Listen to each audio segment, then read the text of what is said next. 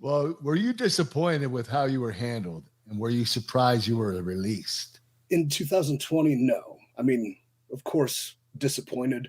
The way I look at it, though, what changed from 2013 and the NXT run, then being fired, to the 2020 run, is that I was able to leave and, dare I say, control my narrative. And I went to Impact and I went to TNA and I became who I knew I could be, with the ultimate culmination.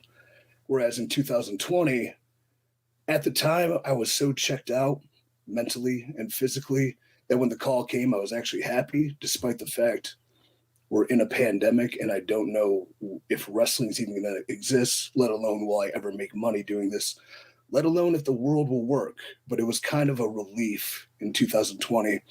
But the disappointment, it's as self-inflicted as it was, passing blame to being underutilized or not booked properly or buried, because what I realized is I never once took it upon myself, perhaps, to make myself